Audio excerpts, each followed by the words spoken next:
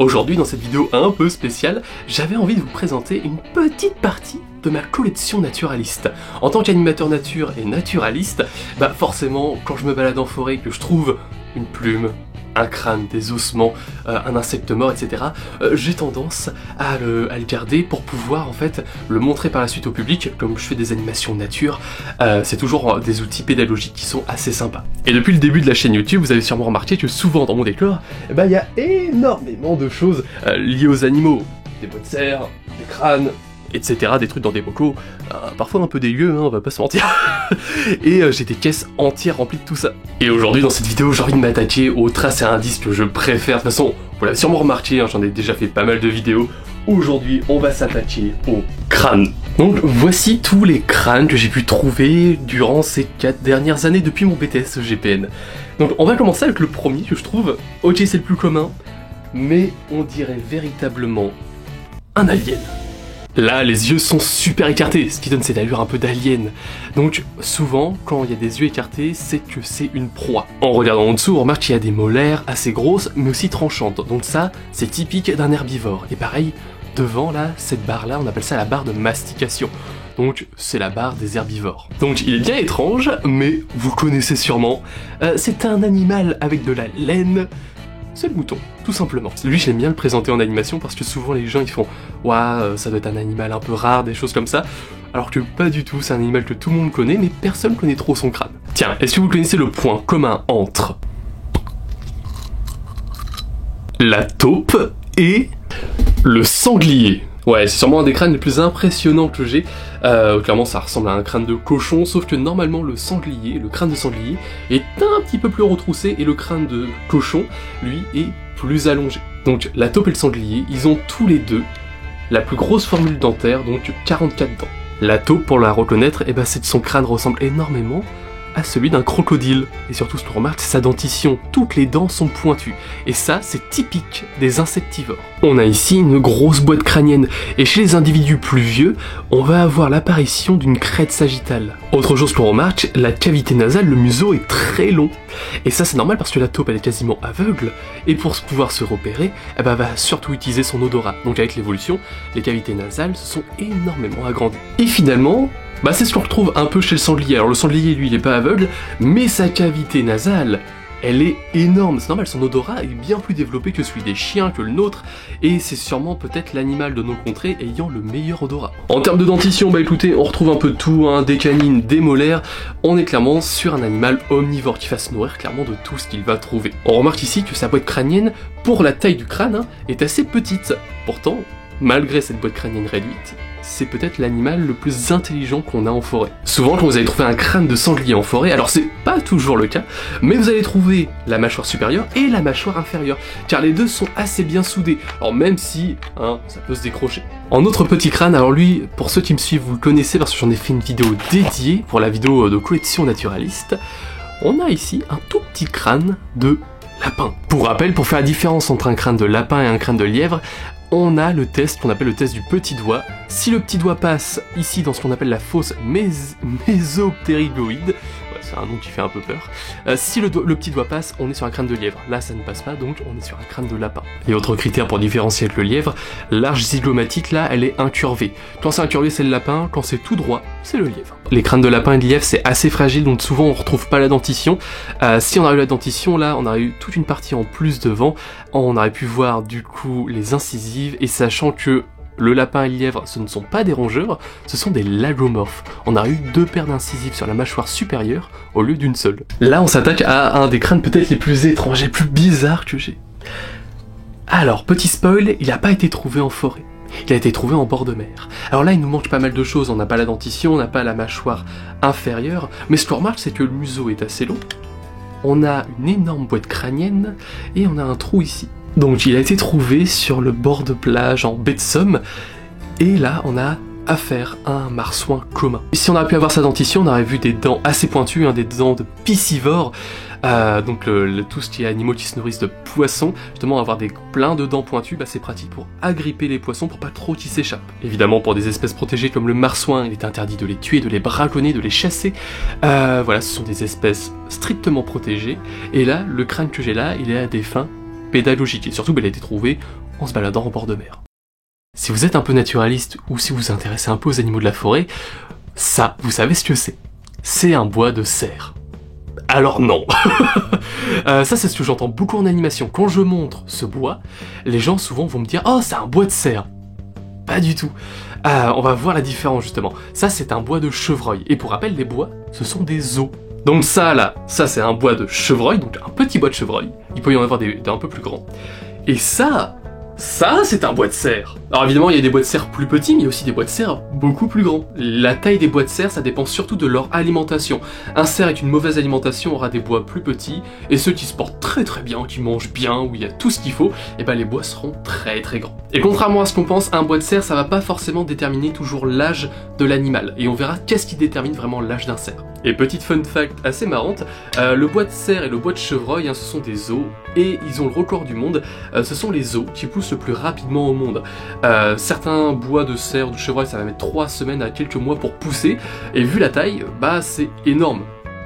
Là, souvent en forêt, vous allez plutôt trouver des crânes de chevreuil comme ceci.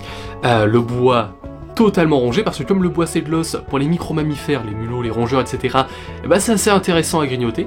Le museau complètement coupé, pareil, l'orbite là complètement détruite.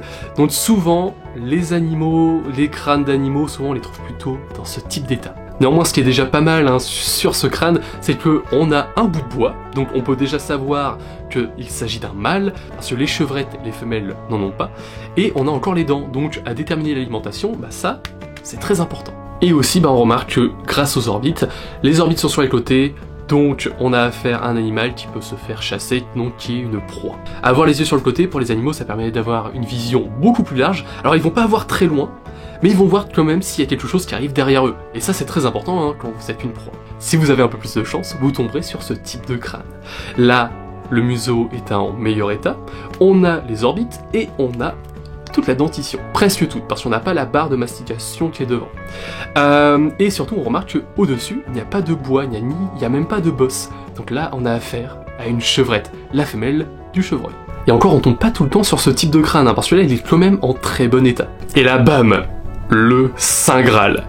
Là, si vous avez énormément de chance, vous tombez sur ce type de crâne. Donc là, il s'agit d'un brocard, c'est le chevreuil mâle. C'est peut-être le plus beau, mais c'est pas celui qui est forcément en meilleur état, parce que la dentition, en dessous, elle est complètement tombée. Mais par contre, on a ces superbes bois au-dessus. Lui, c'est peut-être un de mes crânes préférés pour prendre en animation, parce que déjà, il rentre dans le sac, avec le crâne de sanglier ou celui de cerf qu'on va voir après, c'est pas la même chose. Et on a un bout de dentition, donc on peut parler de l'alimentation, on voit bien les orbites, et surtout, on a les bois qui sont un bon sujet à expliquer au public. À gauche, on a la chevrette, à droite, on a le brocard, le mâle. Et donc là, on s'attaque à mon plus gros crâne. Le crâne, bon là, facile à déterminer, des très grands bois. On voit qu'en dessous, avec ses grosses molaires, c'est un gros herbivore. On a une barre de mastication typique d'herbivore. Et là, c'est pas souvent qu'on peut la retrouver, en bon état en tout cas. Donc là, on a clairement affaire au cerf. Donc là, on est sur un mâle, il y a des bois. La biche ne possède pas de bois. Alors lui, comment je l'ai trouvé ? C'est un peu particulier. Ce crâne-là, il a plus de 50 ans. Et en fait, je l'ai trouvé dans une brocante. Je me baladais quand j'étais à Donzy, donc quand j'étais dans la Nièvre. Je me baladais dans le village, c'est un village où il y a pas mal de brocantes. Et à un moment, je vois, dans un vieux magasin qui semble un peu abandonné, je vois ce crâne de cerf au loin. Et je me suis dit, c'est dommage, le magasin est quasiment abandonné, il n'y a plus personne dedans, et il y a ce crâne de cerf au loin. Et moi, pour mes animations, ce serait trop cool d'avoir un crâne de cerf. Et je vois que sur le côté du magasin, il y a un numéro de téléphone. Mais vous savez, sur du vieux papier. Et je vois que ce numéro de téléphone-là, et il y avait aussi une adresse, correspondent au petit café du coin. Donc je vais voir ce petit café du coin, je leur demande « Ouais, est-ce que vous avez plus d'informations sur ce magasin ?» Dedans, alors en plus il y avait un guide de Lachaud. J'avais remarqué qu'il y avait un bouquin guide de Lachaud qui m'intéressait sur les oiseaux. Il y a un guide de Lachaud et il y a un crâne qui m'intéresse. Et le gars du café me dit « Ok, en fait ce magasin m'appartient et c'est ma brocante. » Et du coup là c'est un peu le stockage et dans son salon de thé, il y avait justement un peu de brocante, donc il y avait des objets qui venaient de ce magasin. Et du coup il me donne la clé de ce magasin pour que j'aille chercher le guide de Lachaud et que j'aille chercher ce crâne. Alors du coup ce qu'il m'expliquait c'est que ce crâne, c'est un des seuls animaux là qui s'est fait chasser. J'approuve pas du tout ça, mais je me suis dit il prend la poussière, autant lui donner une seconde vie. Pour mes animations, ce sera super chouette, et aussi pour mes conférences, si je fais des conférences, ce sera trop cool de pouvoir montrer un crâne de cerf. Donc là il fait bien son point, il fait à peu près 5 kg, c'est une grosse bébête. Et là pour un cerf, le bois, il est assez petit, hein. Comme on a vu, les bois ça peut être beaucoup plus grand, et encore bien plus grand que ça. Là pareil, on voit qu'il a une grande cavité nasale, tout ce qui est cerf, biche, chevreuil, pareil, ils ont un très très bon odorat. Alors pour déterminer l'âge d'un cerf, ça se fait pas forcément sur les bois, ça se fait en fait au niveau des molaires. Pour calculer l'âge d'un cerf, en fait ça va se faire au niveau des molaires, ça va se faire au niveau des couches de sément, hein, les couches de sément qui vont se déposer sur les molaires, et en les analysant et en les comptant, on peut déterminer son âge. Malheureusement, cette couche de sément, pour vraiment déterminer l'âge, on le retrouve sur la mâchoire inférieure, là que je n'ai pas.